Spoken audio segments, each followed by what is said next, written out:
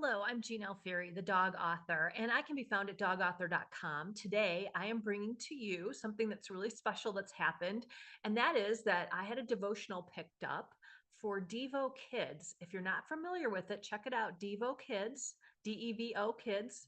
And I wanted to tell you about it because it was really just kind of fun how it happened. I'm going to begin with the bio because I understand some of you who are watching probably don't know who I am. But my writing journey began the day my eyes met with a smooshy faced little dog at the Humane Society. That rescue pug Zuggy sparked a deep bond and a growing collection of rhythmic, lighthearted stories perfect for dog lovers of any age.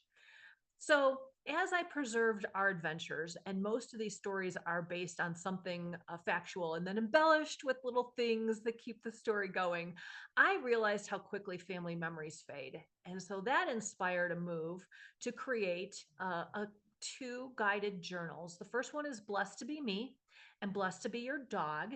They're self guided, which means I offer story prompts and story starters that help you find your own great stories, provide a space to record the moments that shaped your lives. There's a place to color and doodle and just capture so many fun things. I am a multi award winning author with experience in both traditional and independent publishing. So I've had devotionals of my dog stories published in All God's Creatures, which is a guidepost publication. And I've also done my own thing. So for the last 10 years, I've published books for both kiddos, starring my often mischievous and always adorable rescue pug named Zuggy, and for grown-ups, which includes Twisty and True Tales of a Shelter Dog Matchmaker. And my most recent book, Does God Have a Dog? I say it's a picture book, but it's for dog lovers of all ages. I offer workshops on storytelling and I'm a certified grief pet pet loss. Let me try that again. I am a certified coach for pet loss grief.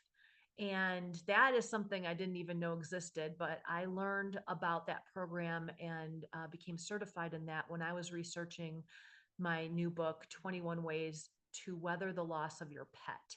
So check that out if you know anyone who's grieving. It's tough. It is a tough thing to go through, and we don't do it well. We tend to bottle it up and push it down and not want to deal with grief when we lose a loved beloved fur animal or any family pet. But I digress. I am a passionate advocate for dog adoption, and my husband and I share our Colorado home with a lively crew of older dogs. We like to call them vintage puppies, and they really run the place. We pay the mortgage, they run the house. So, the Devo Kids article that I just recently had published, I'd like to read to you. It's titled Can Blind Dogs Learn New Tricks? And the subtitle, Can God Help Us See Our Blind Spots? So, really, the story is based on Princess Zoe, who we adopted when she was 8 years old, and she was blind at the time. But my husband kind of dared me. He's like, she can't learn new tricks. I'm like, never underestimate a persistent wife or a pugnacious pug, right? She's a little stubborn, but very food motivated. And that was what got us to where we needed to be. I knew she had to do nose work because it was good and engaging. And when she couldn't see, I wanted to use her other senses just to help her stay active and keep her brain active.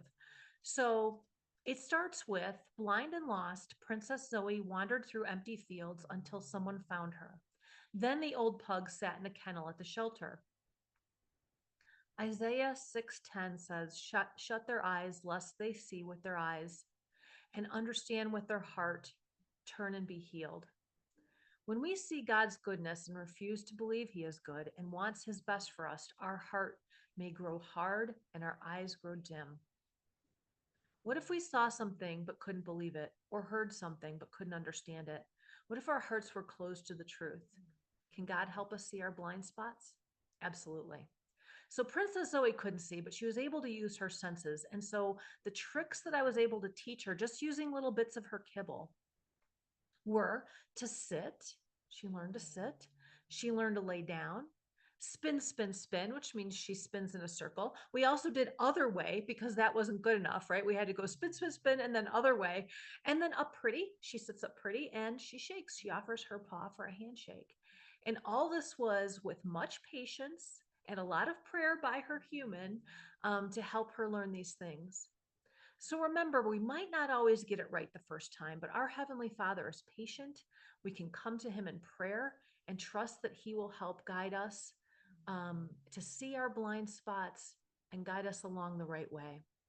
So I hope that is helpful. I hope you share this message and come on over to dogauthor.com. Sign up for our newsletter. I send out blogs regularly and newsletters once a month so we don't bother you too much. And I think you'll enjoy it. If you are a dog lover, a writer, or any combination of that, this is the place for you.